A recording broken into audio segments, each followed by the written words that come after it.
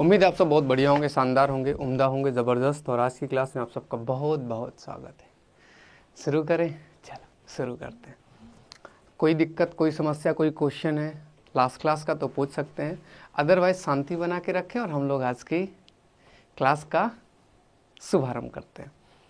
कल last class में हम लोगों ने बहुत सी बातें कर ली थी, तो उसी के आगे हम लोग कंटिन्यू करते हैं, है ना।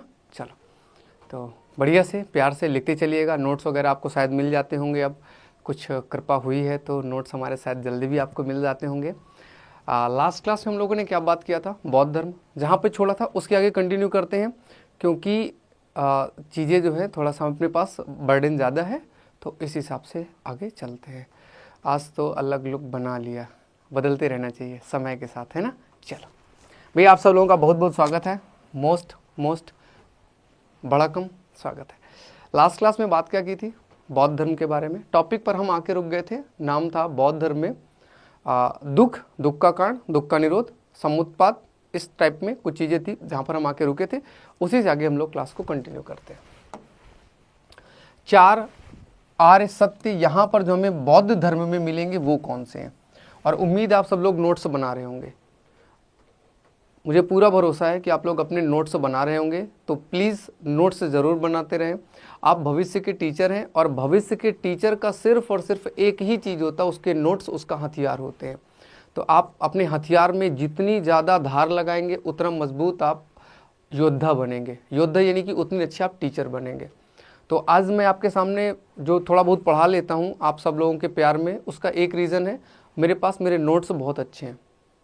तो उस नोट्स के बिहाफ पे हम आपके साथ इस तरह से डिस्कस करते हैं। आइएगा शुरू करते हैं। 4 नोबल ट्रुथ में सबसे पहला क्या है? दुख है। पहला क्या है? सबसे पहला बुद्ध ने कहा कि दुख है। फिर उन्होंने बताया कि दुख का क्या है भैया? दुख का कारण है। दुख का, अभी हिंदी इंग्लिश सब में सेम रहेगा। दुख का मतलब हिंदी में भी दुख है, इंग्लिश में भी दुख है, कुछ दूसरा नहीं रहेगा। फिर आता है, ये कहाँ से आ गया? दुख है, दुख का कारण है, और दुख का निरोध है। और ये है क्या? अष्टांगिक मार्ग। क्या होता है? अष्टांगिक मार्ग। तो यही 4 पॉइंट अपने को समझने हैं। थोड़ा सा सबसे पहले हम बात क्या करेंगे? सर करोड़पति हो गए, तो मैं करोड़पति हूं? आपको क्या लगा? सर सीटेट बैच में कपा ध्यांगेन सर, भैया केजी यूजर में पढ़ नहीं पाया, क्या लिखा है? सुप्रिया है का क्लास में है। भैया सुप्रिया जी, देखो राजा भैया ढूंढ रहे हैं आपको, देखो क्या कह रहे हैं, है ना। चलिएगा, दुख है, दुख का कारण है, और दुख का निरोध है। और निरोध क्या है? अष्टांगिक मार्ग है। थोड़ा डिटेल में इसको समझना पड़ेगा, क्योंकि जैन धर्म में इतना ज़्यादा मेहनत की ज़रूरत नहीं है, हमें यहीं पर रुकना है। दुख का कारण है, इसे क्या बोला गया? प्रतीप्त समुत्पाद। ये इंग्लिश में भी यही से, इसी को, जैसे राम को आर्यम लिखा जाता है, प्रतीप्त समुत्पाद को भी सेम प्रतीप्त समुत्पाद ही लिखा जाएगा। ये जो प्रतीप्त समुत्पाद है ना, यही बौद्ध धर्म का सार है। बौद्ध धर्म का सार यानी कि पूरी फिलॉसफी क्या है? दुख का कारण है। कौन बनाया? तुमने खुद बनाया। अच्छा एक बात बताओ, ये जो दुख है, आज तो दुख है, कल दुख नहीं रहेगा। आज दुख है, कल दुख नहीं रहेगा। आज दुख है और आज सुख है, कल सुख नहीं रहेगा। यानी कि दुख का जो कारण है ये क्षणिक है, क्षणिकवाद। बौद्ध धर्म से निकलता है क्षणिकवाद। आज जो मरा है कल पैदा होगा, जो पैदा हुआ है वो कल मर जाएगा। ये दोनों चीजें चलेंगी, दोनों चीजें एक साथ चलेंगी। इसे क्षणिकवाद कहा जाता है। और क्षणिकवाद का मतलब होता है कि कुछ भी चीज स्थिर नहीं है। आज दुख है तो कल दुख नहीं होगा, परसों दुख है तो उसके बाद दुख नहीं होगा, सुख होगा। क्षणिक है, यहीं से निकल कर आता है नैरात्मवाद। नैरात्मवाद का मतलब बिना आत्मा के, आत्मा नहीं, बिना आत्मा के। वो कहते हैं सब कुछ अस्थायी है, कुछ भी इस दुनिया में, इस जीवन में, इस जगत में फिक्स नहीं है, सब कुछ समय के साथ चेंज हो जाएगा। सबसे पहले दुख है, हम सबकी ज़िंदगी में दुख है। आज सुनो, आज मैंने अपने इंस्टाग्राम में एक स्टेटस लगाया। क्या लगाया? रुको पढ़ के बताता हूँ, आप सुनो। मैंने स्टेटस लगाया, क्या लगाया था स्टेटस? एक क्वेश्चन है, जब आप हद से ज़्यादा खुश होते हैं तो आप क्या करते हैं? स्टेटस लगाया। अब बच्चों के कमेंट क्या है सुनो। पहला कमेंट, भगवान को शुक्रिया अदा करते हैं। जब हम खुश होते हैं तो हम दूसरों को दान करते हैं, पैसा देते हैं, लोगों को बताते फिरते हैं कि आज मैं खुश हूँ। दारू पीते हैं, भगवान का शुक्रिया अदा करते हैं, ईश्वर का शुक्रिया अदा करते हैं। जब हम हद से ज़्यादा खुश होते हैं तो आभार व्यक्त करते हैं, दोस्तों के साथ खुशियाँ बांटते हैं, डांस करती हूँ, रोते हैं, 56 भोग बना के खाते हैं, डांस करते हैं, म्यूजिक सुनते हैं, मम्मी से बात करते हैं। इतनी टेंशन है ज़िंदगी में, पता ही नहीं चलता कब खुशी है कब दुखी है। म्यूज़िक गाना सुनते हैं, ऐसे ढेरों कमेंट है। तो इनको जब मैं ओवरऑल देखता हूँ ना, तो इससे मुझे इतनी बात तो ज़रूर पता चल जाती है कि यार ना, ये जो दुनिया है इसमें दुख सबके पास है। सब, कोई खुश नहीं है। सब क्या होते हैं, सब दुख होते जाते हैं, दुखी परेशान होते चले जाते हैं। मिंतो प्रजापति भैया, आईडी मेरे नाम से मिल जाएगी, ढूंढो, थोड़ी मेहनत करो, सब मिल जाएगा। तो दुख क्या है भैया? दुख का मतलब क्या है? दुख का मतलब दुख, यानी कि सबकी जिंदगी में दुख है। और जो सुख है कभी कभी आता है, क्षणिकवाद। आज है कल नहीं रहेगा, कल है परसों नहीं रहेगा, यानी कि थोड़े दिन का है। और सच बात यही है, जब हम हैप्पी होते हैं तो खुद पे प्राउड फील करते हैं। हाँ सही बात है, अच्छा करना चाहिए। मैं बताऊँ, मैं जब खुश होता हूँ तो मैं क्या करता हूँ? मेरे साथ बहुत निगेटिव है। जब मैं खुश होता हूँ, पहले तो दुखी जब होता हूँ तो मैं शांत रहता हूँ। जैसे आप लोग उल्टे कमेंट करोगे कि सर नोट्स कैसे बनाएं। एक भाई साहब है जिन्होंने कमेंट किया कुछ एक पीछे अभी कि खान सर पढ़ाएंगे कि नहीं पढ़ाएंगे, तो ऐसा कुछ कमेंट आता है। तो ये आउट ऑफ सिलेबस होता है, मेरा सिलेबस करने, तो फिर मुझे दुख होता है, फिर मैं शांत हो जाता हूँ। और जब मैं खुश होता हूँ तो खुश होने पर मैं अपने आसपास जितने भी लोग होते हैं उन्हें कुछ खिलाना चाहता हूँ कि चलो यार हम तुमको चाय पिला दें, या फिर कुछ बर्गर समोसा पिज़्ज़ा इस टाइप का कुछ।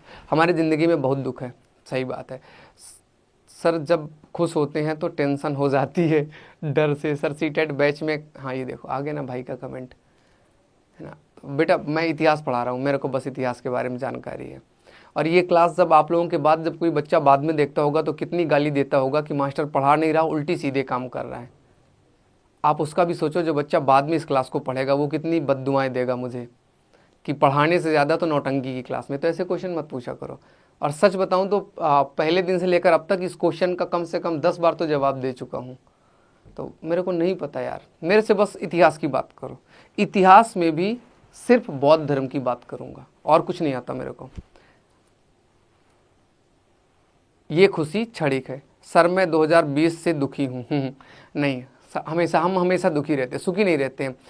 सर के आसपास रहने से फ़ायदा, हाँ मेरे आसपास रहने से बहुत फ़ायदा है। और महीने में कम से कम 10 बार तो मैं अपने ऑफिस में पार्टी देता हूँ। कोल्ड ड्रिंक चाय इस टाइप का कुछ ना कुछ हम करते रहते हैं, कम से कम 10 बार। दुख किस बात का दुख यार? सब क्षणिक है। आज दुख है कल खत्म हो जाएगा, तो दुख के लिए दुखी क्यों होना? और एक राज की बात बताऊं, बिल्कुल सच वाले राज की बात। मतलब जिस दिन से मैंने इस चीज़ को फील किया है उस दिन से थोड़ा मेरे को पॉजिटिविटी मेरे पास ज़्यादा आई है। हाँ थोड़ा सा मैं समाज से कटने लगा हूँ, बट बहुत अच्छी बात है। इस हो सकता पहले भी आपको बताया हो, हमेशा बताता रहता हूँ, जो पढ़ाया जा रहा है उसको पहले पढ़ो। बिल्कुल सही बात है, यही करना चाहिए और कुछ मत करो। सर आप काल्पनिक दुनिया में ले जाते हैं। हाँ काल्पनिक दुनिया में चलो, वही सुख है। सुनो क्या बता रहा था मैं, फिर तो मेरे को भी वहाँ होना चाहिए खाने को। हाँ खाने को आपको बहुत मिलेगा। मेरे ऑफिस में जहाँ पे मैं रहता हूँ उसमें लगभग 24 लोग के आसपास हम एक रूम में रहते हैं। और उसमें भी मैं 24-25 लोगों में मेरा डे ज़्यादा नहीं रहता है, कम ही जाता हूँ ऑफिस। तो जब मेरा ऑफिस का डे रहता है तो वीक में 3 या 4 दिन ही जाता हूँ, 3-4 दिन से ज़्यादा नहीं जाता। उसमें भी मैं लगभग हर दूसरे तीसरे दिन कुछ ना कुछ पार्टी होती, खुशी कुछ ना कुछ आती रहती, खाते पीते रहते, कोई खर्चा है ही नहीं दूसरा। तो खाओ पियो मौज करो। और पहले बता दिया करोड़पति वाली बात, तो कोई टेंशन उसकी नहीं है। राजा बाबू अपना दुख बाद में सुन लीजिएगा, अभी पढ़ते हैं। बिल्कुल सही बात है, हम तो खुश होते हैं तो पढ़ ही नहीं पाते। हमें आपको एक बहुत इंपॉर्टेंट बात बताने वाला था, वो सुनो। अगर आपको लगता है ना कि कुछ भी, मतलब आप कुछ भी करो ना, कुछ भी सही या गलत, निगेटिव पॉजिटिव कुछ भी होगा ना, तो उसको, उस चीज़ को आप भगवान के ऊपर डाल दो। क्या करना है? प्यार से भगवान के ऊपर डाल दो, वो इतना काम करना है। दुख है, भगवान के ऊपर डाल दो, तुमने दिया तुम जानो। खुशी है, तुमने दिया तुम जानो। हमारा सिलेक्शन नहीं हुआ, तुम जानो। सिलेक्शन हो गया, तुम जानो। अपने ऊपर कोई बर्डन नहीं लेना है। आपको पता है कि पापा डांटेंगे, भगवान तुम जानो, डांटेंगे तुम जानो। अपने को साइड कर लो, हर जगह पे भगवान को आगे कर दो, बोले तुम जानो, भरोसे के साथ। किसके साथ? भरोसे के साथ। 100% उस भगवान पे, परमात्मा में विश्वास करो और उसके ऊपर ये चीजें डाल दो। तो आप किधर निकल कर आएंगे? अष्टांगिक मार्ग पर निकल कर आएंगे। क्या है सर, 10 मिनट बाद में ही खत्म हो गया? चलो भैया, खत्म नहीं होगा। आपके पास जो दुख है वो क्षणिक है, इससे कैसे बचा जाए, दुख का निरोध क्या है, खत्म कैसे किया जाए, तो उसका एक ही तरीका अष्टांगिक मार्ग। समय के साथ हर एक चीज आपको करनी पड़ेगी और ये सब कुछ क्या है आपका? ये सब कुछ रुका हुआ है। दुख का कारण में फिलॉसफी याद रखना है, निरोध में अभी दुख है, कल दुख नहीं होगा, परसों दुख होगा, फिर दुख नहीं होगा, ऊपर जाएगा, फिर नीचे से ऊपर जाएगा। इस फिलॉसफी को हम पढ़ेंगे जैन धर्म में भी। यहां भी है, दुख का निरोध है, यानी कि दुख है तो दुख खत्म हो जाएगा, सुख है तो सुख समाप्त हो जाएगा। ये निरोध है, बचना है। बचने का तरीका अष्टांगिक मार्ग। ये सब कुछ आपका प्रतीप्त समुत्पाद कहलाता है, दुख का कारण है। इंपॉर्टेंट थ्योरी है, ये कल भी क्वेश्चन आया था, सर मैं जब भी खुश होता हूं तो बस याद आता है कि कुछ देर बाद ये वक्त भी चला जाएगा। नहीं, ऐसा मत सोचा करो, क्योंकि ऊपर वाले ने दिया है, वो जो भी दिया है तो अभी उसमें खुश रहो ना, मस्त मौज करो। सर आपकी शादी के बाद मैडम ये खर्चा बंद करवा देगी। चलो,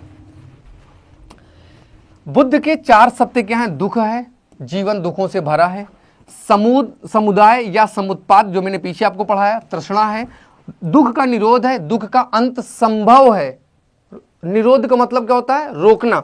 और ये कैसे हो सकता है? अष्टांगिक मार्ग से केवल रोका जा सकता है, दूसरा कोई काम नहीं है। अभी अष्टांगिक मार्ग के लिए क्या करना पड़ेगा? कहाँ मिलेगा अष्टांगिक मार्ग? इसके लिए संघ ज्वाइन करना पड़ेगा। तो जब महात्मा बुद्ध ने बौद्ध धर्म की शुरुआत की तो इसी के साथ उन्होंने क्या कहा? इसी के साथ उन्होंने शुरू किया, संघ की स्थापना भी कर दी। बुद्ध, धम्म, संघ, 3 रत्न है बौद्ध धर्म में। संघ की स्थापना हुई। संघ का मतलब क्या है? आप दीक्षा लीजिएगा गुरु से, दीक्षा यानी कि गुरु जी को एक्सेप्ट कीजिएगा, गुरु जी से शिक्षा लीजिएगा, भिक्षा लीजिएगा और संघ में शामिल हो जाइए। संघ में शामिल होंगे तो संघ का एक अध्यक्ष होगा, अलग अलग जगहों पे अलग अलग डिपार्टमेंट होगा। जैसे ये बिहार का संघ है, ये जैसे मध्य प्रदेश का, ये झारखंड का, ये बराबर की पहाड़ी का है, ये कहीं और का, अलग अलग जगहों पे ग्रुप होंगे और उस ग्रुप का एक हेड होगा, लीडर होगा, संघ का एक अध्यक्ष होगा। उससे मिलो, उससे बात करो, उससे शिक्षा लो और वहीं पर सत्य की खोज की तरफ, ज्ञान मार्ग की तरफ आगे बढ़ो। तो संघ का निर्माण किस लिए किया गया? ताकि जो भिक्षु हैं वो एक जगह पर रहें, वहां पर पूजा पाठ करें, ऊपर वाले को याद करें। ज्ञान मार्ग की खोज करना है, कर्मकांड से दूर, क्योंकि बौद्ध धर्म, जैन धर्म का उदय ही कर्मकांड के खिलाफ हुआ था, सूदखोरी के खिलाफ हुआ था। इसके खिलाफ ये आपका जो भौतिक सुख है इसके खिलाफ, क्योंकि यहाँ शांति नहीं मिल रही थी। तो शांति की खोज के लिए 62 महासंप्रदाय है, जिनमें से एक का नाम था बौद्ध धर्म। तो बौद्ध धर्म का मतलब क्या? ज्ञान की प्राप्ति की तरफ आगे बढ़ना है। ज्ञान की तरफ हमें आगे बढ़ना है। हमें किसकी तरफ? आत्मा की शांति के लिए जो अंदर हमारे है उसी को जानना है, बाहर का कुछ नहीं जानना। हमारे शरीर के अंदर एक आत्मा है, हमारे शरीर के अंदर कोई एक पदार्थ है, कोई एक मटेरियल है। उस मटेरियल को जानने के लिए अष्टांगिक मार्ग पर चलना पड़ेगा, क्योंकि फिर उसके बाद आपको दुख नहीं होगा। जब आपको पता चल जाएगा कि ये ऐसा है तो आपको सब कुछ पता चल जाएगा। तो यानी कि बौद्ध संघ बनाया गया। भगवान बुद्ध ने धार्मिक दार्शनिक विचारों के साथ बौद्ध संघ की स्थापना की। संघ का स्वरूप आंतरिक रूप से प्रजातांत्रिक था। इसके संचालन के लिए कई नियम बनाए गए थे, सभी सक्रिय अनुयायियों के लिए ये खुला था। इसका उद्देश्य बाहरी चीजों को छोड़कर संघ में प्रवेश लीजिए, दीक्षा लेकर ज्ञान मार्ग की तरफ आगे बढ़ जाइएगा। इसके लिए क्या करना है? आगे हमें बढ़ जाना है। और बुद्ध या बौद्ध संघ में प्रवेश करने के आपके नियम है, वहां पर 272 प्रकार के नियम है, जिनमें हम कुछ पर चर्चा करेंगे। क्या है? जैसे बौद्ध संघ में प्रवेश के लिए कुष्ठ रोगी, गूंगा, बहरा, दास, गुलाम, अपराधी, सैनिक का प्रवेश नहीं था। महिलाओं का भी पहले प्रवेश नहीं था, बाद में प्रजापति इनकी मौसी आई थी प्रजापति गौतमी, तो उनको बना लिया गया। और एक महिला थी विशाखा, बौद्ध संघ की अध्यक्ष बनी थी, विशाखा नाम था। एक शब्द आता है प्रवज्या। प्रवज्या का मतलब क्या होता है, जब आपकी उम्र 15 साल हो जाए तो बौद्ध संघ में एंट्री कर सकते हैं, प्रवेश ले सकते हैं, लेकिन अभी आप शिशु रहेंगे। फिर एक होगा 20 साल पर, नाम होगा उपसंपदा, और उपसंपदा में आप ओरिजिनल भिक्षु बन जाएंगे, फाइनली भिक्षु बन गए। और आपको कपड़े दिए जाएंगे, कंथीन कहा जाएगा, गेरुए रंग के कपड़े, बाल वगैरह हटा के कंथीन प्रोग्राम होगा। और इसमें एक सबसे बढ़िया नियम था, रुको बताता हूं, एक नियम था, कहीं लिखा होगा, उपसंपदा यानी कि भिक्षु जीवन की शुरुआत हो गई, कंथीन, हाँ, उपोस्त पाठ, ये बहुत इंपॉर्टेंट है। उपोस्त पाठ का मतलब क्या है, आपने 1 महीने में जितने अपराध किए हैं, जितने झूठ बोले हैं, वो बौद्ध संघ में आओ, बैठो और अपने आप बोलो कि मैंने उस दिन ये झूठ बोला था, मैंने इस दिन ये गलत काम किया था, हे प्रभु मुझे माफ़ करो, या हे भगवान, जो भी उनके माफ़ कराने के जो भी तरीके हों कि भाई मुझे गलती हो गई, मेरे से माफ़ करो, खुद बोलना है कि आपने पिछले महीने में जितने पाप किए उनको एक्सेप्ट करो और उन पर प्रयास करो कि ये पाप दोबारा ना होने पाए। कितनी बढ़िया बात है कि आप स्वयं से उस चीज़ को एक्सेप्ट करो कि हमने गलती की है, और भगवान के सामने खुद से जाके बोलो कि प्रभु गलती हुई है, हे भगवान गलती हुई है, माफ़ कर दो। और भगवान बहुत सीधा है, माफ़ कर देगा, वो माफ़, तुम उससे बोलोगे माफ़ कर देगा, और तुम अकड़ के हो हमने गलती नहीं की। अब भगवान जान रहा है कि गलती की है, भले ही आज सज़ा नहीं देगा, परसों तो देगा, परसों तो देगा, इसलिए चिंता मत करो। आपको अपने कर्म पर फोकस करना है, अपने सुख शांति के लिए। और सही बताएं तो आप देखना, जैसे कि आप कोई गलत काम करो और उस काम को खुद जाके मम्मी पापा से बता दो, तो वो जब नहीं मारते ना तो आपका दिल हल्का हो जाता है, और जब तक उनको पता नहीं चलता वो अंदर ही अंदर एक भार बना रहता है। तो वही बात यहाँ पे बताई गई कि माह में 2 बार संघ के सदस्य अपने अपराध को स्वीकार करेंगे। ये बड़ी अच्छी बात थी कि भाई हम अपने अंदर की कमी को सबके सामने बता दिए, अब हमारे अंदर घमंड नाम की चीज़ नहीं रहेगी, हम नीचे झुक गए, हमने भी अपराध किया है, हम ऊपर नहीं है। जब आप अपनी गलती को जनता के समक्ष स्वीकार करते हो, इसका मतलब आपके अंदर अहंकार कम हो रहा है, और अहंकार का नाश करना ही तो ज्ञान की तरफ बढ़ने का एक कदम है। तो वो भी यहाँ पे फॉलो किया गया, वो भी यहाँ पे नियम रखा गया। और संघ के अध्यक्ष होता है जो कि व्यवस्थाओं को देखता है। संघ के सभी नियम कहाँ लिखे हैं, विनय पिटक में लिखे हुए। कहाँ लिखे हैं, विनय पिटक में लिखे हुए। बौद्ध संघ में महिला पुरुष सभी भिक्षुओं के लिए अलग अलग विहार होते थे, अलग अलग जगह होती थी जहां पर ये लोग रहते थे। अब बात करें बुद्ध के दृष्टिकोण के बारे में कि बौद्ध धर्म का या महात्मा बुद्ध का दृष्टिकोण कैसा था। तो देखो, इन्होंने बौद्ध भिक्षुओं के लिए कहा जरूरत पड़ने पर ही आप सोना चांदी ले, लेकिन वो तो मना ही था। चप्पल नहीं पहनना, कांटा उधर दिख रहा तो चप्पल पहन के चले जाओ। मांस नहीं खाना, पेट में भूख लगी है, भोजन नहीं है, मांस खा लो, चलेगा। मध्यम मार्गी, सोमवार का व्रत रखना है रख लो, शाम को भूख लग रही खा लो, क्या दिक्कत है, दिन भर तो व्रत थे, बहुत है। जितना कर सको उतना करो, जान देने की जरूरत नहीं है। चप्पल नहीं पहनना, मत पहनो, क्या जरूरत है चप्पल पहनने की, लेकिन कांटा लगने वाला चप्पल पहन लो जरूरत के हिसाब से, जैसी आवश्यकता। दवा नहीं खानी, पेट दर्द करा दवा खा लो, वही बात यहाँ पे है मध्यम मार्गी। अनुशासनहीनता को अधिक महत्व नहीं दिया गया। दान के नियम थे, बौद्ध भिक्षु दान में मनपसंद की वस्तु नहीं मांग सकते, सोना चांदी नहीं ले सकते। दवा के लिए विलासी जीवन पर रोक थी, जरूरत पड़ने पर। भोजन के नियम थे, यदि किसी कारणवश भोजन ना मिले तो आवश्यकता अनुसार कोई भी भोजन आप ग्रहण कर सकते हैं।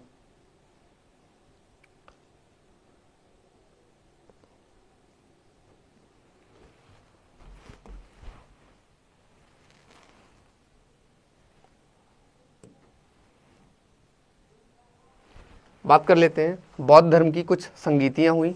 बौद्ध धर्म के ऐसे जो नियम लिखे गए महात्मा बुद्ध की डेथ के बाद, तो लोगों ने आपस में मिलकर, जो बौद्ध धर्म के भिक्षु वगैरह थे, उन लोगों ने समय के साथ नई चीज़ों को एक्सेप्ट करना शुरू किया, बौद्ध धर्म में और नई नई चीज़ें शामिल करनी शुरू की। तो उसके लिए पहली बौद्ध संगीति हुई, फिर दूसरी बौद्ध संगीति हुई, फिर तीसरी और फिर चौथी। 4 बार बौद्ध धर्म में परिवर्तन किए गए, 4 बार चीज़ें क्या हुई, चेंज हुई। पहली जो बौद्ध संगीति हुई उसका टाइम क्या था, समय क्या था, टाइम था 483 BC। ये जो मीटिंग हुई ये कहाँ हुई, सप्तपर्णी गुफा, जिसे आप राजगृह में बोल सकते हैं। कहाँ हुई, राजगीर में, जगह का नाम है। प्लेस कौन सा है, राजगीर में। राजा कौन था इस समय, राजा था अजातशत्रु। अजातशत्रु यानी कि हर्यक वंश का, किसका था, हर्यक डायनेस्टी का राजा था। और इस समय के अध्यक्ष कौन थे, यानी कि मीटिंग के हेड कौन थे, महाकश्यप इस समय के हेड थे पहली मीटिंग के। फिर दूसरी मीटिंग होती है 100 साल के बाद 383 में, ये होती है वैशाली में। राजा इस समय रहेगा शिशुनाग वंश का नाम है कालाशोक, शिशुनाग वंश का अध्यक्ष है सबकामी। तीसरी बौद्ध संगीति 250 बीसी पाटलिपुत्र, राजा रहेगा अशोक, मौर्य वंश का राजा रहेगा और अध्यक्ष मोगलीपुत्र तिस्य। इन्होंने ही अशोक को बौद्ध धर्म में दीक्षित किया था, मोगलीपुत्र तिस्य। और चौथी बौद्ध संगीति 72 बीसी में, यह बीसी गलत लिखा हुआ है, एडी होना चाहिए, 72 एडी में होगी, 72 ईस्वी में। राजा हैं कनिष्क, वसुमित्र और अश्वघोष ये उपाध्यक्ष रहेंगे और ये अध्यक्ष रहेंगे। वसुमित्र अध्यक्ष हैं और उपाध्यक्ष अश्वघोष रहेंगे। कश्मीर कुंडल वन में होती है। अभी इनमें होगा क्या, तो वो थोड़ा सा समझ लीजिएगा, अंतर चेंजेस क्या आएंगे इन मीटिंग से। तो चौथी बौद्ध संगीत में बौद्ध धर्म 2 भाग में बट गया, 1/, हीनयान में और 1/, महायान में। जो दूसरी बौद्ध संगीति हुई इस समय बौद्ध धर्म 2 पार्ट में बटा था, इसमें कुछ नहीं हुआ, पहली मीटिंग जारी रही, कुछ नहीं हुआ, इसमें भी कुछ नहीं हुआ। इस वाले में एक नई शाखा आती है स्थविरवाद, स्थविरवाद, और एक नई शाखा आती है महासांघिक, महासांघिक। स्थविरवाद और महासांघिक ये 2 शाखाएं आती हैं, बाद में यही दोनों शाखाओं का नाम बदल के हीनयान और महायान हो जाता है। सर बोर्ड नहीं दिखाई देता है, आप बोर्ड छोड़कर पढ़ाई है सर, सर बोर्ड छोड़कर पढ़ाई है सर, उसमें कुछ दिखता नहीं है सर, बोर्ड छोड़कर पढ़ाई उसमें कुछ दिखता नहीं है सर। सीडीपी का क्लास कब से स्टार्ट होगा, अभी तक सीडीपी का क्लास नहीं हुआ है। आपके पति हैं, आपको करना देते हैं तो आपको दुख होता है, लेकिन जो खुद अभी अपने मम्मी पापा के सहारे हैं उनको तो दुख होता है। हाँ भैया बहुत बढ़िया, ये आप लोग जो बात कर रहे हो ना, इससे एग्जाम में सारे क्वेश्चन आपके मैच कर जाएंगे। कीप इट अप, बढ़ते रहो आगे, देखा जाएगा जो होगा अच्छा ही होगा। चलो भैया, और जो बौद्ध धर्म है माह में 4 दिन कम से कम व्रत रखने का भी ऑप्शन है, आप 4 दिन व्रत रखेंगे तो बेहतर होगा। हीनयान का मतलब क्या हुआ, हीनयान की शाखा परंपरागत है, मेन शाखा, ये कोई चेंज नहीं, महात्मा बुद्ध की फिलॉसफी, ओरिजिनल फिलॉसफी पर चलेंगे, चेंज नहीं करेंगे। मोक्ष स्वयं ढूंढना पड़ेगा, उपदेश से सिर्फ हमें मार्ग मिलेगा, मूर्ति पूजा नहीं करनी है, बुद्ध को केवल महापुरुष माना, भगवान नहीं, और इसलिए स्वयं को आगे बढ़ाकर ज्ञान प्राप्त करना है, मांस का सेवन नहीं करना है। इनकी भाषा पाली है, कोई विशिष्ट इनका तीर्थ स्थल नहीं होता। तो जितने भी बौद्ध तीर्थ स्थल देखते हैं वो किससे संबंधित है, वो सब महायान से संबंधित है। ये गुणों के हस्तांतरण पर काम करते हैं महायान वाले, इसी से संबंधित था कनिष्क। ये कहते हैं एक पूजा करे दूसरे को फायदा, बोधिसत्व की भूमिका, यानी कि महात्मा बुद्ध से बुद्धम शरणम गच्छामि, बुद्ध को भगवान माना गया, मूर्ति पूजा शुरू हो गई, मांस खा सकते हैं, चाइना वाले सब यही हैं। तीर्थ स्थल बोधि, लुम्बिनी, सारनाथ, कुशीनगर, धार्मिक भाषा इनकी क्या हो गई, संस्कृत। तो इस तरह से कुछ चेंजेस यहाँ पे बौद्ध धर्म में देखने को मिलते हैं। ये भैया रहा आपका बौद्ध धर्म। सर प्रथम संगीति में 3 बार कमेटी थी, नहीं पता। अब बात करें थोड़ा सा बुक के बारे में, थोड़ा सा यहाँ लिख दे कुछ बुक के बारे में। शॉर्ट ट्रिक है, सुधा विष दे आ, सुधा विष दे आ, सूक्त पिटक, सूक्त पिटक, विनय पिटक, अभिधम्म पिटक। कितने पिटक हैं, कितने पिटक हो गए, 1 2 3, 1 2, तो क्या बोला जाएगा, इसे त्रिपिटक बोला जाएगा। सूक्त पिटक किससे संबंधित है, धार्मिक उपदेश से संबंधित है, धार्मिक उपदेश। विनय पिटक सा है, इसको हम ऐसे लिख सकते हैं, संविधान है, यानी कि बौद्ध धर्म के नियम इसी में लिखे हैं, कॉन्स्टिट्यूशन है। अभिधम्म पिटक दार्शनिक ग्रंथ है, दार्शनिक। बौद्ध धर्म की फिलॉसफी है, महात्मा बुद्ध के उपदेश सूक्त पिटक में लिखे गए हैं। सुधा विष देया, ये आपको याद रहेगा तो बढ़िया है। अरे ओ रजनी, मैं नहीं, पापा का पैसा है यार, क्या बतियाते रहते हो गंदे बच्चों की तरह। मास्टर हो, याद करो तुम मास्टर हो। हे सुप्रिया, लेकिन बोल नहीं रही है।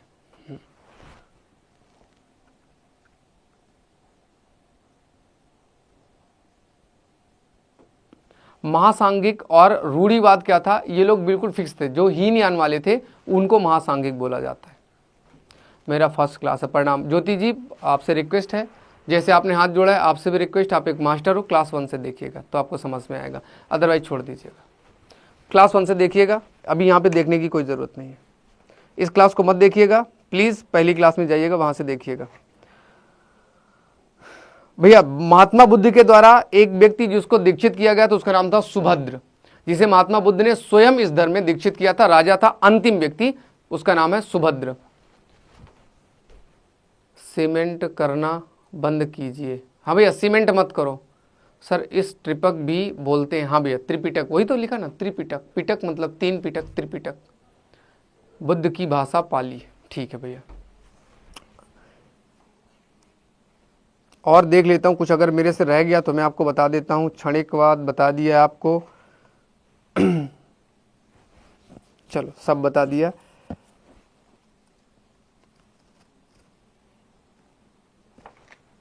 अब बात करते भैया जैन धर्म के बारे में। चलो, बौद्ध धर्म हो गई आपकी, चारी संगीति हो गई आपकी। स्थविरवाद वाले जो लोग थे वो क्या थे, परंपरागत थे। महासांगिक नए थे। सर वाईटी का पीडीएफ भिजवा दो, अभी तक नहीं आया पीडीएफ कोई भी वीडियो का। सॉरी सर, अब नहीं बोलूँगी कुछ। रजनी, नहीं बोलो, क्यों नहीं बोलोगे? आपको अगर कोई चीज़ नहीं समझ में आ रही तो पूछो। आपको किसी ने कुछ कहा क्या? वैद्य धर्म के चिन्ह रह गए, पढ़ा दिया बेटा। वैद्य बौद्ध धर्म के चिन्ह कल की क्लास देखिएगा, वहाँ पे सारे चिन्ह करा दिए थे, हाथी घोड़ा बैल सब करा दिया। लास्ट स्लाइड में देखिएगा, है करा दिया है। चलो अब बात करेंगे भैया जैन धर्म के बारे में। जैन धर्म क्या है सुनो। जैन धर्म के बारे में कुछ क्वेश्चन रह जाएंगे, कुछ यहाँ से पॉइंट्स रह जाएंगे तो वो वाईटी में कवर हो जाएंगे। जो यहाँ से रह जाएगा वाईटी में कवर होगा। कुछ क्वेश्चन रह गए होंगे, कुछ पॉइंट्स छोटे छोटे रह जाते हैं तो वो हम वहाँ पे कवर करेंगे। बुद्ध जी की मृत्यु की वजह, 82 साल का व्यक्ति किस लिए मरेगा बेटा? नॉर्मली है, मर जाएगा। 82 साल का आदमी मर जाएगा। अब उसे लोग बोलते हैं कि उन्होंने चुंद लोहार के घर में जो है मांस खा लिया था इसलिए पचा नहीं पाए, मर गए। ठीक है भैया, वो वाला मान लो, लेकिन हम नहीं मानते इसको। 82 साल का व्यक्ति नॉर्मली कितने दिन लोग जीते हैं? 60 साल 70 साल। महात्मा बुद्ध 82 साल के हो गए, मर गए, बात खत्म। वो उसमें इतना क्या सोचना, चिल मारो। चलो हम बात क्या करेंगे, हम बात करेंगे जैन धर्म की। जैन धर्म का मतलब क्या होता है? जिन से निकला है जैन धर्म। जिन यानी कि जैन धर्म। जैन धर्म में पहले ध्यान से सुनो, जैन धर्म में होता क्या क्या है। जैन धर्म में 24 तीर्थंकर हैं, लेकिन ये टॉप पे नहीं है, इनसे भी पहले कोई और होता है। इनसे पहले क्या होता है? इनसे पहले क्या होगा? सिम सिम सिम सिम खुल्या खुल्या खुल्या, ऐसे खुलेगा। चलो चलो चलो, जल्दी जल्दी जल्दी जल्दी, फटाफट फटाफट, टाइम नहीं है, जल्दी, कम ऑन। ओके चलो,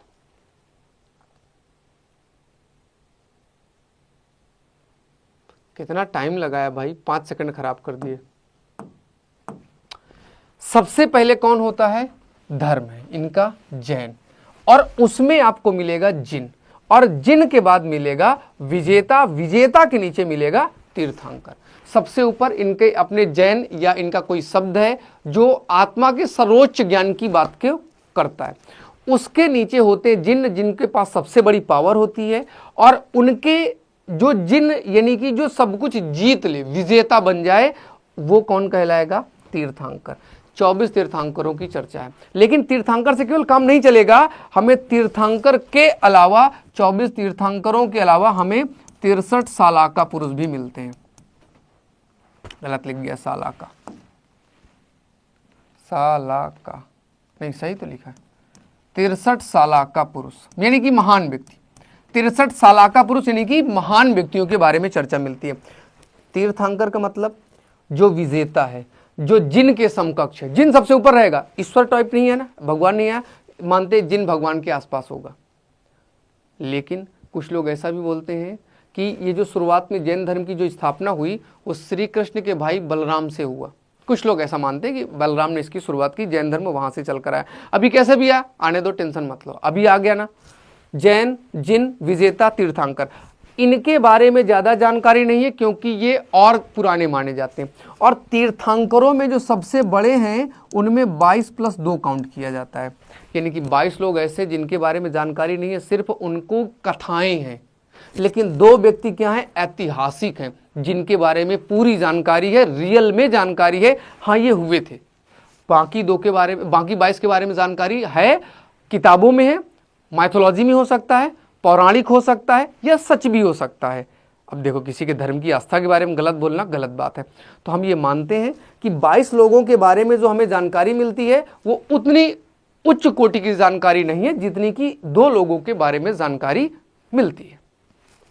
हम तीर्थंकर के बारे में पढ़ेंगे तो ये जो 24 तीर्थंकर थे, इनमें बात करते हैं। जैन धर्म के प्रथम फाउंडर नाम था ऋषभदेव, स्वयंभू कश्यप, आदि कश्यप। और ये जो पहले व्यक्ति थे ये पूजा करने गए थे कैलाश में पूजा करके आए थे, यानी कि हिंदू रहे होंगे, ऐसी मान्यता है। पूजा करने कहाँ गए थे, ऋषभदेव, आदि स्वयंभू कश्यप, एक ही व्यक्ति के नाम है। ये कैलाश पूजा करने गए, कैलाश में ज्ञान की प्राप्ति हुई, वापस आए, धर्म का शुरुआत किया और आगे चलता रहा। इसमें 22 लोग आए, बीच में एक अरिष्टिनेमी भी आते हैं, लोग उन्हें बोलते हैं ये शायद महिला थे, मल्लीनाथ नाम के, से बहुत से नाम आते हैं। अभी सबने अपने को याद नहीं करना, जानकारी होनी चाहिए, बेसिक जानकारी रहेगी तो बढ़िया रहेगा। आइएगा हम इस पर थोड़ी सी और आगे चर्चा करते हैं। प्रथम तीर्थंकर कौन थे, ऋषभदेव। कहते हैं ये साउथ में कहीं रहते थे और पूजा करने कैलाश गए थे। 19वें तीर्थंकर मल्लीनाथ, एक महिला माने जाते हैं। अब पता नहीं मल्लीनाथ सही है गलत है, लेकिन कुछ लोग बोलते हैं ये महिला थे। 22वें अरिष्टनेमी, कुछ लोग इनको कृष्ण के समकालीन बोलते हैं, कुछ लोग ऋषभदेव को इनके समकालीन बोलते हैं, यानी कि सब एक ही हैं। ये तो पहले के हो गए। अब ये जो 2 हैं इनके बारे में पूरी जानकारी, कहाँ पैदा हुए, किसके घर पैदा हुए, किस सन में पैदा हुए, क्या खाया क्या पिया, सब कुछ है। तो हम इन लोगों को बस भगवान मान के छोड़ देते हैं। बात करते हैं पार्श्वनाथ की और महावीर स्वामी की। तो भैया महावीर स्वामी जैन धर्म के फाउंडर नहीं थे, महावीर स्वामी जैन धर्म के अंतिम तीर्थंकर थे, यानी कि प्रमुख व्यक्ति थे, यानी कि उस धर्म के सबसे प्रमुख पद पर जिन्होंने कैवल्य की प्राप्ति की थी, सर्वोच्च ज्ञान की प्राप्ति की थी। ये 24 लोग हैं जिन्होंने कैवल्य की सबसे बड़े ज्ञान की प्राप्ति की थी, सबसे बड़े ज्ञान की प्राप्ति की थी। तो आइएगा थोड़ी सी बात कर लेते हैं पार्श्वनाथ जी के बारे में। पार्श्वनाथ कहाँ के थे, बनारस के थे। कहाँ के थे, बनारस के थे। जी सर वाईटी की टाइमिंग चेंज कर दो सर, क्योंकि 9 खाना बनाना रहता है। मूर्ति पूजा क्या है, मूर्ति पूजा क्या है, मूर्ति पूजा क्या है, किसने पूछा है बेटा? जिसने भी पूछा है खातून जी, मेरी थोड़ी सी कमेंट बॉक्स थोड़ा सा मेरे से दूर है, तो आपसे एक छोटा सा रिक्वेस्ट है बेटा, आप कहाँ से हो, मतलब आपका जो है गांव घर कहाँ है, आपकी हाइट क्या है, इसका भी कोई क्वेश्चन है, एग्जाम में आएगा क्या? ऐसे क्वेश्चन भी मत पूछो यार भैया। जिसने भी पूछा है ना बेटा, तो आपसे मेरा क्वेश्चन है, आप मतलब आपका घर कहाँ पे है, मतलब इंडिया में हो आप या इंडिया से बाहर से? KGS यूज़र, दोबारा बेटा ये क्वेश्चन पूछा ना तो मैं ब्लॉक कर दूंगा। हाँ, दिन भर में बहुत सी क्लासेस चलती हैं, आप बाकी टीचर से पूछ लीजिएगा, मेरी क्लास में मत पूछिएगा कि खान सर क्लास लेंगे नहीं लेंगे, मुझे नहीं पता। मेरे को आज का पता है, मैं आज जैन धर्म पढ़ा रहा हूँ, इसके अलावा मेरे पास कोई जानकारी नहीं है। पक्का? हाँ ना, आप चिंता मत करो, मैं अभी ब्लॉक कर रहा हूँ, 5-6 को ब्लॉक कर दूंगा, तो फिर ये 5-6 दिन तक वेट करते रहेंगे, फिर 10 बार कमेंट करेंगे, 10 बार कॉल करेंगे, पटरी में आ जाएंगे। अब मेरे को पता चलेगा ना ब्लॉक होने का ऑप्शन भी है, मेरे को पता ही नहीं था पहले। हाँ भैया चलें आगे, पार्श्वनाथ स्वामी के बारे में बात करते हैं। किसी ने मूर्ति पूजा के बारे में, मुजफ्फरपुर से हो। हाँ अच्छा बेटा, मतलब आप इंडिया से हो। तो बेटा इंडिया में ना आपको मैं बता दूं क्या होता है कि इंडिया में एक धर्म है, उसका नाम है हिंदू धर्म। इंडिया में बेटा एक धर्म है, उसका नाम है जैन धर्म। इंडिया में ही एक धर्म है, उसका नाम है बौद्ध धर्म, है ना। ये नाम सुना होगा कभी, जैसे मोदी जी के बारे में नाम सुना होगा, सुना, मोदी जी एक आदमी है, भारत में ही रहते हैं। तो बेटा ये क्या करते हैं ना, ये कभी कभी राम की पूजा करने जाते। एक कोई आदमी है, राम बहुत पहले कभी हुए थे, नहीं पता कब हुए थे। एक कृष्ण नाम के एक आदमी, उनकी ये लोग पूजा करने जाते हैं। पूजा करने मतलब धूप बत्ती अगरबत्ती जलाने उनके सामने जाते हैं। जैसे मुस्लिम धर्म में लोग नमाज पढ़ते हैं भगवान को खुश करने के लिए, वैसे ये लोग जो है, जैसे मुस्लिम धर्म में है कि कोई व्यक्ति दिखाई नहीं देगा, सब आपके अंदर से ढूंढना है, प्रकाश की पूजा करनी है। तो वैसे ही ये जो मोदी जी है ना, ये राम की और कृष्ण की आगे जाके धूप बत्ती मोमबत्ती अगरबत्ती जला के पूजा करते हैं।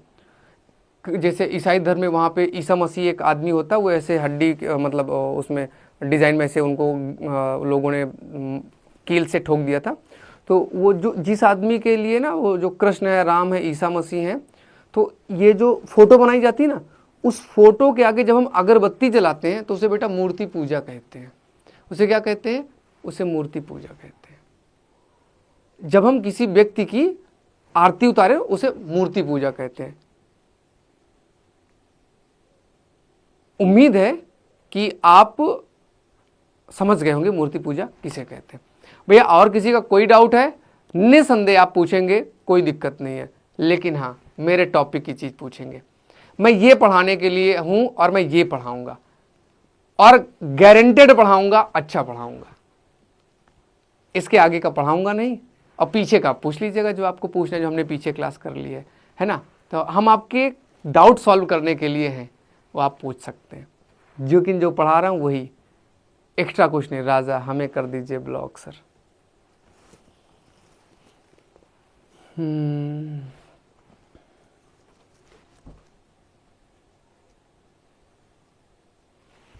चलो भैया, तो हम क्या बात करेंगे? पार्श्वनाथ ने ग्रह त्याग दिया था 30 वर्ष की अवस्था में, 12 साल पूजा की। इनके उसमें है 12 साल पूजा करो, मतलब 12 साल के बाद ज्ञान की प्राप्ति होगी। जन्म बनारस में हुआ, 23वें तीर्थंकर है। मम्मी का नाम है वामा देवी, पत्नी का नाम प्रभावती, पिता का नाम है अश्वसेन, शादीशुदा थे। इन्होंने 4 बातें बौद्ध जैन धर्म में जोड़ी थी, जिनमें आपका आता है अमृषा, झूठ ना बोलना, पैसा ज़्यादा ना इकट्ठे करना, हिंसा ना करना, 4 प्रकार की चीज़ें आती हैं। भैया आप लोग मत बताओ, मैं बता दिया ना, उनको नहीं पता था, उन्होंने पूछ लिया, हमने बता दिया। आपका भी कई बार कोई चीज़ें होती नहीं समझ में आती हैं, तो हम पूछ लेते हैं, कोई दिक्कत नहीं है। बस खुशी इस बात की है कि टॉपिक से आप पूछिएगा, है ना। तो टॉपिक से बताने में मज़ा आता है। उल्टी सीधी चीज़ें पूछो फिर बुरा लगता है कि मजाक थोड़ी ना चल रहा है, पढ़ा रहे हैं, पढ़ने की बातें पूछो। ग्रह त्याग किसे कहते हैं? घर छोड़ देना ग्रह त्याग, सन्यासी बन जाना, घर से मतलब नहीं, जंगल में रहना ग्रह त्याग कहते हैं। साफ साफ नहीं दिख रहा है तो कोई बात नहीं, सर मेरा नेट नहीं चल रहा है, बाद में क्लास लूँगा। हाँ बढ़िया, जब मन हो तब लीजिएगा। कैवल्य किसे कहते हैं? सर्वोच्च ज्ञान को कैवल्य कहते हैं जैन धर्म में। बौद्ध धर्म में निर्वाण कहते हैं। क्या कहते हैं? निर्वाण। और उपदेश इन्होंने कितने दिए? 4 उपदेश दिए। चोरी नहीं करना है, झूठ नहीं बोलना है, पैसे इकट्ठे ज़्यादा नहीं करने हैं, और हिंसा नहीं करनी है। 4 चीज़ें की। कितनी चीज़ें? 4 चीज़ें बताई। इनके बाद इन्होंने ज्ञान की प्राप्ति कहाँ की? इन्होंने ज्ञान की प्राप्ति की विपुलचल पहाड़ी थी एक झारखंड में, और वहाँ पे मेला भी लगता है झारखंड में। तो वहाँ पे लोग जाते हैं, बढ़िया जगह है, तीर्थ स्थल है, हजारीबाग के ऊपर है कहीं, पार्श्वनाथ की पहाड़ी उसको बोलते हैं। वहाँ पर इनकी पूजा भी होती है, इनका मंदिर है, वहीं इनका घर था, वहीं इनको ज्ञान की प्राप्ति हुई। इनके बाद एक आते हैं हमारे, कौन से? इनके बाद आते हैं हमारे महावीर स्वामी। इनका नाम था महावीर स्वामी। महात्मा बुद्ध के समकालीन ही थे, 26 साल की एज का डिफरेंस था। महात्मा बुद्ध ने प्यार से नाटकूट बोलते थे। क्या बोलते थे? नाटकूट, प्यार से बोलते थे। इनका नाम निर्ग्रंथ था क्योंकि इन्होंने कपड़े त्याग दिए। जैन धर्म के लोग क्या करते हैं? कपड़े त्याग देते हैं। जैन धर्म पूरी तरह से प्रकृति पर निर्भर है। वो बाल वगैरह भी वो लोग अपने सब ऐसे ऐसे करके निकाल लेते हैं। जैन धर्म के लोग रात में खाना नहीं खाते हैं, दिन में खाना खाते हैं, क्योंकि हिंसा नहीं करनी है। कृषि भी नहीं करते हैं, जैन धर्म के लोग कृषि नहीं करते हैं। रात में लाइट वगैरह नहीं जलाते क्योंकि कीड़े आएंगे, कीड़े मर जाएंगे, तो हिंसा से बहुत दूर अपने आप को रखते हैं। प्रकृति में जो मिल जाए वही खा लेते हैं। और जो इसके संत महात्मा होते हैं वो दिन में एक ही बार खाना खाते हैं, ज़्यादा खाना भी नहीं खाते हैं। तो ऐसी चीज़ें हैं जैन धर्म की, वो अपने उसके नियम हैं। ज्ञान की प्राप्ति के लिए आगे बढ़ना है, आ जाओ भैया महावीर स्वामी के पास चलते हैं, और आपको महावीर स्वामी से संबंधित बहुत कुछ बताऊंगा, बढ़िया बढ़िया चीज़ें। जैसे जन्म हुआ 599, कुछ लोग बोलते हैं 540। अपने को लड़ाई नहीं लड़नी है, जो मिल जाए ऑप्शन वो टिक कर देना है। अरे टेंशन की बात थोड़ी ना है। गिरिडीह में है पारसनाथ पहाड़ी, हाँ बिल्कुल। अब देखो ये अच्छा लगता है कि आपको जो चीज़ पता है, आप वहाँ के हैं, तो इस तरह की बातें बता देंगे, किसी और को भी फायदा हो गया। और आप उसमें उल्टे सीधे कमेंट करते हो, तो है ना, टीचर हो यार, मास्टर, और धोखे में मास्टर बन गए तो 90,000 रुपये सैलरी मिलेगी। और सोचो किसी के घर गए 90,000 की सैलरी पाने वाला और उल्टे सीधे काम करने लगे, तो उनको भी शर्म आएगी, भारत सरकार ने किसको मास्टर बना दिया। है बात सही कि नहीं? तो अपनी इमेज आपके हाथ में है, उसको बचा के रखो, बना के रखो, है ना। अच्छा लगता है जब आप टीचर के लायक रिएक्ट करो, मज़ा आता है।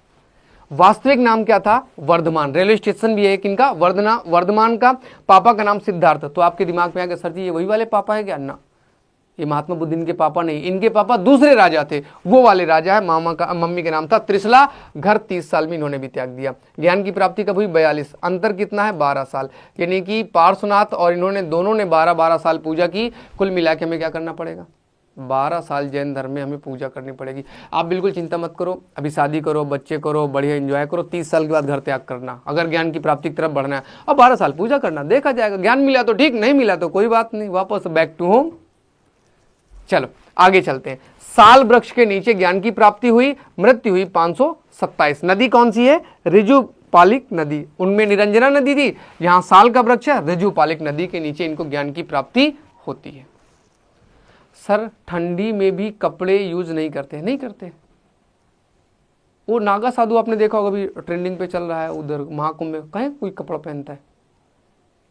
नहीं पहनते। अच्छे बताओ, गाय देखा अभी सड़क में घूम रही होंगी, गाय कौन सा कपड़ा पहनती है? मस्त जिंदा। शेर, भालू अब मस्त टहल रहे हैं, कोई कपड़ा नहीं। हम जितना अपने शरीर को सुख सुविधाएं देते हैं ना, ये उतनी आलसी होती चली जाती है। वो पीले कपड़े वाले बाबा जी देखा, वो जो चोटी रखे हुए राधा राधा बोलते रहते हैं, वृंदावन के ट्रेंडिंग पे बाबा हैं। वो बाबा डेली 1 बजे उठ जाते हैं और पूरा दिन काम करते हैं, 4 ही घंटे में अपनी ज़िंदगी जी रहे हैं। और हम कितना सोते हैं? 10 घंटे सोते हैं। हमारा 10 घंटे का शेड्यूल है, बाबा जी का 4 घंटे का शेड्यूल है। चलेगा, जो जैसा रहता है उसके हिसाब से वैसे उसके शरीर उसको रिएक्ट करना शुरू कर देती है। और वैसे भी हम मानो क्या है, सभ्य समाज में है तो जानवर ही, अभी जानवर है तो जानवर है। महावीर ने इसमें क्या किया? ब्रह्मचर्य को जोड़ दिया। किसने जोड़ा? महावीर ने। पहले चातुश्याम था, अब ये पंच महाव्रत हो गया, ये वाला। और बाकी के ये किसने जोड़े थे? ये पार्श्वनाथ के द्वारा जोड़े गए थे। तो भैया ये आपका रहा कुछ जैन धर्म से संबंधित चीजें, जैन धर्म से संबंधित कुछ बातें। देख लेता हूं कुछ अगर और रह गया है तो वो मैं आपको बता देता हूं, लेकिन ध्यान रहे 24 तीर्थंकर एंड ब्रह्मचर्य, ठीक है। पारसनाथ की पहाड़ी में पार्श्वनाथ को ज्ञान मिला, महावीर स्वामी को विपुलचल पहाड़ी में। राजगृह विपुलचल की पहाड़ी, पीछे लिखा नहीं, लिख लो, कैवल्य विपुलचल पहाड़ी है कहाँ? राजगीर में, या राजगिरी, जो भी आप बोलना चाहें, वहाँ पर ज्ञान की प्राप्ति होती है। अब बात करते हैं जैन धर्म की फिलॉसफी की, जो अपना इम्पॉर्टेंट काम है। फिलॉसफी क्या है? उन्होंने तो अपना अपना बता दिया कि भाई दुख है, सुख है, पता नहीं क्या क्या है। जैसे उसमें जो है बौद्ध धर्म में 4 बार मीटिंग हुई, जैन धर्म में 2 बार मीटिंग हुई और लंबे गैप में हुई। पहली मीटिंग जो होती है 3rd BC में, 3rd सेंचुरी BC है बेटा, हाँ BC याद रखेंगे, BC में हुई, यानी कि ईस्वी पूर्व। हुई कहाँ? पाटलिपुत्र में। और इस समय जो हेड थे उनका नाम था स्थूल भद्र। क्या नाम था? स्थूल भद्र। दूसरी मीटिंग हुई 512 AD में, ये ईस्वी में हुई, वल्लभी गुजरात में मीटिंग हुई। और इस समय 12 अंग लिखे गए थे, जोड़े गए थे। थोड़ा सा यहाँ पे कुछ किताबों के बारे में पढ़ लेंगे तो अच्छा रहेगा। जैसे वहाँ पर पढ़ा है, एक शॉर्ट ट्रिक है कबड्डी, कबड्डी, कबड्डी, कल्पसूत्र किसने लिखा है? किताब है भद्रबाहु ने। और ये हैं कौन? दिगंबर शाखा के। कबड्डी कल्पसूत्र के राइटर हैं भद्रबाहु, दिगंबर शाखा के थे। तो भैया ये दिगंबर और श्वेतांबर क्या है, ये भी तो जानना पड़ेगा। पहली जो मीटिंग हुई इसमें जैन धर्म के 2 पार्ट हो गए। एक हो गया क्या नाम है उनका, दिगंबर शाखा, और एक हो गया श्वेतांबर। श्वेतांबर का मतलब क्या होता है, जो सफेद कपड़े पहनेंगे। दिगंबर का मतलब जो कपड़े त्याग देंगे, जो कपड़े नहीं पहनेंगे उन्हें क्या कहा जाएगा, दिगंबर कहा जाएगा। पहली वाली मीटिंग जो है किसके समय होती है, चंद्रगुप्त, नाम तो सुना होगा, चंद्रगुप्त मौर्य वंश, और ये होती है मैत्रक वंश के समय, मैत्रक वंश, भानुगुप्त, राजा भानु करके एक आदमी है मैत्रक वंश का, उसके समय दूसरी मीटिंग होती है। क्या है, निर्ग्रंथ पुत्र किसे कहा जाता है, इन्हीं को निर्ग्रंथ कहा जाता है। कपड़े पहनना छोड़ दिया था महावीर स्वामी ने। सर क्या जैन धर्म बुद्ध धर्म से नहीं निकला है?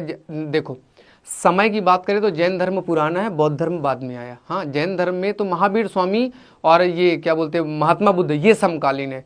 बौद्ध धर्म बुद्ध के साथ शुरू हुआ, और जैन धर्म के अंतिम तीर्थंकर थे महावीर स्वामी, जो कि दोनों सेम टाइम के थे। यानी कि जैन धर्म बहुत पहले का है, बौद्ध धर्म बाद में शुरू हुआ है। मैं उसका वीडियो यूट्यूब पे देख रहा हूँ। हाँ भैया देख लीजिएगा, सब अच्छी चीज़ें हैं, देख लोगे, जान लोगे, समझ लोगे तो बढ़िया रहेगा। दिगंबर का मतलब जिसकी वस्त्र चारों दिशाएं हैं। श्वेतांबर का मतलब जो सफ़ेद रंग के कपड़े पहनेंगे। दरअसल था क्या कि ये जो पहली बौद्ध संगीति हुई उसके समय, चंद्रगुप्त मौर्य के समय बहुत भीषण अकाल पड़ गया था। अकाल पड़ने की वजह से जो आपके क्या बोलते हैं चंद्रगुप्त मौर्य है, ये स्थूलभद्र के साथ कर्नाटक चला गया था, और यहाँ बच गए भद्रबाहु। तो इन दोनों के बीच बाद में लड़ाई हो गई, भद्रबाहु और स्थूलभद्र के बीच में। और इनकी सबसे बड़ी शिक्षा होती 14 पर्व। 14 पर्व सबसे बड़ी शिक्षा होती जैन धर्म की, और ये भद्रबाहु और स्थूलभद्र से ही संबंधित है। वर्धमान भी कहते हैं, नहीं वर्धमान तो उनका नाम है, वर्धमान, निर्ग्रंथ, नाटकूट, ऐसे बहुत से नाम हैं। और नामों का क्या है, नाम तो जितने चाहो उतने आप रख सकते हो। प्रथम शिष्य इनके कौन रहेंगे, तो इनके पहले शिष्य रहेंगे चंदना। इनके दामाद थे महावीर स्वामी के, चंदना। छोटे छोटे कुछ पॉइंट है यार, इनको लिख लीजिएंगे। आगे चलो, दिगंबर किसे कहा जाएगा, जो 20 पंथी हैं, 13 पंथी हैं, तारापंथी हैं। भद्रबाहु कर्नाटक गए थे, कल्पसूत्र उन्होंने रचना की। किसके साथ गए थे, चंद्रगुप्त मौर्य के साथ कर्नाटक गए थे। भद्रबाहु, दिगंबर कहाँ रहे थे, ये बिहार में ही रहने लगे, और जब वापस आए तो इनके और इनके बीच में लड़ाई हो गई। भद्रबाहु कल्पसूत्र की रचना करेंगे। श्वेतांबर डेरावासी हैं, स्थानकवासी कहा जाता है। इसमें हेड कौन हो जाएंगे, स्थूलभद्र। तो भद्रबाहु और स्थूलभद्र के बीच में लड़ाई होगी। लड़ाई क्या, बौद्ध संगीति में वार्तालाप होती है। वार्तालाप से निकलता है 14 पर्व, शिक्षा, ज्ञान की। ये दोनों एक साथ रहते हैं। स्थानकवासी क्योंकि एक ही जगह पर बने रहे, इन्होंने सफ़ेद कपड़े पहनने शुरू कर दिए, और जो कर्नाटक गए तो उन्होंने कपड़े त्याग दिए, तो वो दिगंबर हो गए। इनमें चातुर्श्याम जरूर याद रखेंगे। जैन धर्म की फिलॉसफी है अनंत ज्ञान, खूब ज्ञान अर्जित करो। दर्शन, अपने सोचने की क्षमता को बढ़ाओ।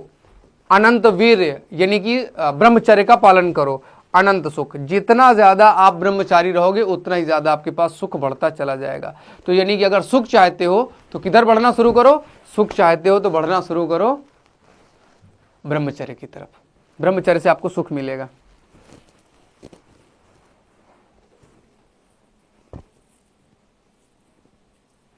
भैया और तो मेरे को कुछ दिख नहीं रहा ऐसा। इनकी फिलॉसफी भैया जो है वो समझ लीजिएगा जैन धर्म की, अनेकांतवाद और स्यादवाद। अनेकांतवाद का मतलब कि एक आदमी है अंधा, अंधे आदमी को हमने क्या किया, खंबा पकड़ा दिया। बोले खंबा पकड़, उसने खंबा पकड़ा। बोले, उससे पूछा गया ये क्या, बोला नहीं जानता। बोले ये बेटा खंबा है। उसको क्या बताया गया, खंबा। उसने कहा ठीक है खंबा है। अब उसको कोई भी पिलर मिलेगा उसे क्या बोलेगा, खंबा। अब उसको दोबारा क्या पकड़ा गया, हाथी का पैर। उसने पकड़ा, बोला ये तो खंबा है। क्या खंबा था, नहीं। अनेकांतवाद, एक चीज के अनेक गुण होते हैं। फिर ऐसे किया गया, दोबारा उसे हाथी का क्या पकड़ाया गया, हाथी का कान। बोले ये क्या है, बोले ये सूप है, चावल साफ करने वाला। और दोबारा उसे क्या पकड़ाया गया, सूप। बोले ये क्या है, बोला हाथी का कान है। एक ही चीज के कई गुण होते हैं, उसे कहा जाता है अनेकांतवाद। एक चीज के कई गुण होते हैं, और इसी को समझने के लिए स्यादवाद की थ्योरी है। दोनों एक ही है, ये बात है, इसको समझने का नियम है। सेम चीजें, अलग अलग कुछ नहीं है। कहने का मतलब क्या है, खंभा और इसके पैर में कोई अंतर नहीं है। इसे क्या कहा जाता है? इसे कहा जाता है अनेकांतवाद। प्रत्येक वस्तु में ढेरों चीजें हैं, लाखों चीजें हैं, करोड़ों चीजें मौजूद हैं जो एक दूसरे के समान गुण प्रदर्शित कर सकती हैं, असमान गुण भी प्रदर्शित कर सकती हैं।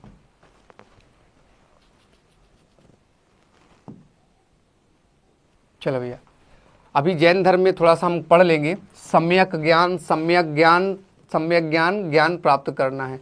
सम्यक दर्शन, समय के साथ आपकी फिलॉसफी, शांति, दया, मृत्यु के भय से दूर हो जाओ, ज्ञान की तरफ बढ़ो, दर्शन की तरफ, सही आचरण, ब्रह्मचर्य का पालन करो, आंतरिक इच्छाओं को दबाओ और भगवान की तरफ इनको लगाओ। लिखना पड़ेगा, सब एग्जाम में आपके आएगा।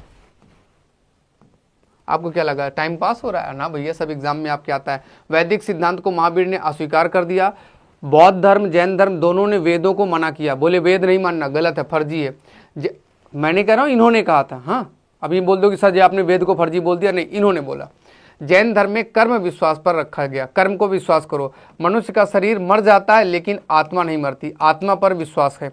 महावीर ने समानता पर जोर दिया, लेकिन जाति व्यवस्था को उन्होंने कभी दृढ़ता से खारिज नहीं किया। जाति व्यवस्था पर वो बने रहे, जाति होनी चाहिए। जैन धर्म के अनुसार संसार के दो तत्व हैं, जीव और आत्मा, दोनों से मिलकर बना है शरीर, जीव और आत्मा। भैया दोनों में ध्यान रखना है। जैन धर्म भगवान को नहीं मानता, लेकिन जिनके नीचे, पहले जिनके नीचे भगवान, आपको शुरुआत में बताया था। बुद्ध कह रहा है भगवान होता ही नहीं है। जैन धर्म कह रहे हैं आत्मा होती है। ये क्या कह रहे हैं? नैरात्मवाद पढ़ा था ना, आत्मा नहीं होती, आत्मा को नहीं मान रहे। ये दोबारा जन्म को कहते हैं, हाँ आदमी का दोबारा जन्म होता है। बुद्ध धर्म कह रहे हैं हाँ जन्म दोबारा होता है। ये कह रहे हैं वेद नहीं, ये कह रहे हैं वेद नहीं। फिर ये क्या है? कर्म फल मिलेगा, ये भी कह रहे हैं कर्म फल मिलेगा, कर्म करोगे तो फल मिलेगा। दोनों में अंतर क्या है? गवर्नर पढ़ा है, GOVERNOR, इसको लिखें GVNOR। एक मिनट,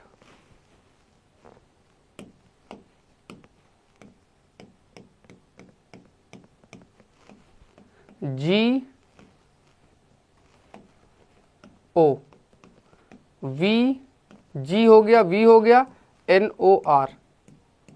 NOR का मतलब नहीं, G का मतलब गॉड, V का मतलब वेद। गॉड और वेद को कौन नहीं मानता है? गॉड को, वेद को नहीं मानते, इसका शॉर्ट ट्रिक है गवर्नर। ये लोग एक और चीज नहीं मानते हैं, इसे बोला जाएगा गवेषण। गॉड, वेद, साउल। गॉड को नहीं मानते, वेद को नहीं मानते, आत्मा को भी नहीं मानते। ये आपके शॉर्ट ट्रिक हैं, गवेषण और गवर्नर। भारत में प्रथम आक्रमण पर हम लोग कल चर्चा करेंगे, क्योंकि अभी थोड़ा सा कुछ और पॉइंट्स अगर रह गए हैं तो वो मैं आपको बताना ज़्यादा ज़रूरी समझता हूँ। लिखना भी है, और जो लोग भाई क्लास में जुड़े हैं वो लोग थोड़ा सा ध्यान देंगे। मैं बोल रहा हूँ, लिख लीजिएगा। टाइम कितना हमारे पास?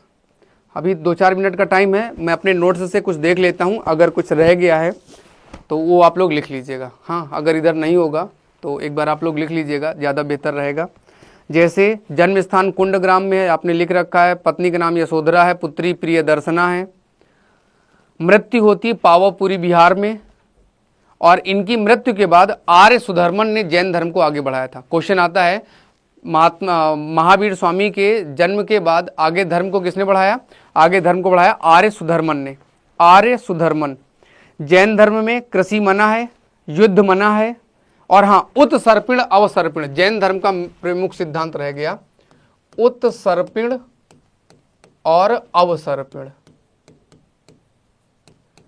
ये कह रहा है कोई चीज ऊपर जाएगी तो नीचे आएगी, जो नीचे जाएगी ऊपर जाएगी। उत्सर्पिण अवसर्पिण, ये फिलॉसफी है। यानी कि सुख है तो दुख आएगा, दुख है तो सुख आएगा। आज सुख है कल दुख आएगा, कल दुख है परसों सुख आएगा।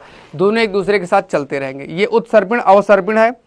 और इसमें क्या है? अनेकांतवाद आपको बता दिया। हाँ, इनसे संबंधित राजा बिंबसार, अजातशत्रु और उदयन। बिंबसार, अजातशत्रु, उदयन इनसे भी संबंधित हैं। महात्मा बुद्ध से भी संबंधित यही राजा हैं, क्योंकि दोनों सेम टाइम पे थे। तो उस समय जो राजा थे उदयन, प्रसेनजीत, ये उस समय के राजा थे। बिंबसार। सर नोट्स मिलेगा क्या? नहीं मिलेगा, नोट्स नहीं मिलेगा, आपको खुद बनाना पड़ेगा। जैन धर्म की 14 पर्व शिक्षा याद कर लीजिएगा। स्थूल भद्र ने भद्रबाहु से सीखा था, स्थूल भद्र ने भद्रबाहु से सीखा था। और जैसे वहां पे आपने पढ़ा था कि प्रचार के लिए महेंद्र संघमित्रा को भेजा गया था, उसी तरह से जैन धर्म के प्रचार के लिए क्या किया गया था, इन्होंने 11 दल नियुक्त किए थे, सबके सब मर गए, केवल आर्य सुधर्मन बचे थे, बाकी सब मर गए, इसलिए आर्य सुधर्मन ही आगे बढ़ाएंगे। और जैन धर्म में क्या बचा है, त्रिरत्न ध्यान आपको रखना है, सम्यक ज्ञान, सम्यक विश्वास, सम्यक कर्म, 10 शील आचरण है। और क्या बचा, हाँ, महावीर स्वामी ने जो प्रवचन दिया है अर्ध मागधी में दिया है, महावीर ने जो प्रवचन दिया है अर्ध मागधी में दिया है, लिख लेंगे जहां अगर लिख रहे हैं तो अर्ध मागधी में।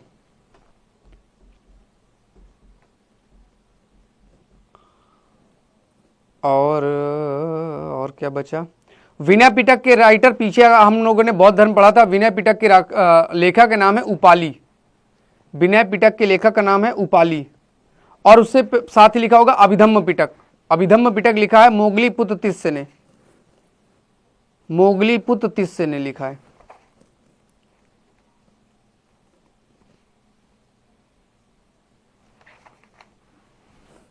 भैया मेरे नोट्स में जो कंटेंट था मैंने आपको लगभग पूरा बता दिया, अभी कुछ इसका बचा नहीं है। तो अब हम लोग सीधे चलते हैं वाईटी में, जितना पढ़ लिया है इसी से संबंधित कुछ क्वेश्चन करते हैं, जो रह गया होगा वो हम वहां पे और देख लेंगे। जैन धर्म में प्रथम उपदेश राजगिरा विपुलचल पहाड़ी याद रखेंगे, दिगंबर शाखा भद्रबाहु श्वेतांबर स्थूलभद्र, और कुछ नहीं बचा। चलो टाटा बाय बाय, टाइम आपका हुआ अप। नोट्स मिलेगा क्या, नोट्स नहीं मिलेगा। किसी का कोई क्वेश्चन है तो पूछ लीजिएगा, 1 मिनट, बस 1 मिनट, किसी का कोई क्वेश्चन है तो पूछ लीजिएगा जल्दी से, 1 मिनट का टाइम है आपके पास, 1 मिनट के अंदर क्वेश्चन, अदरवाइज हम लोग मुलाकात करेंगे वाईटी पे। कोई क्वेश्चन है पूछ लीजिएगा, कोई डाउट है पूछ लीजिएगा, अदरवाइज कल हम लोग शुरू करेंगे। कल हमारा टॉपिक होगा भारत में आक्रमण, कल भारत में आक्रमण कराएंगे, ठीक है, पक्का। चलो बाय बाय, ठीक है।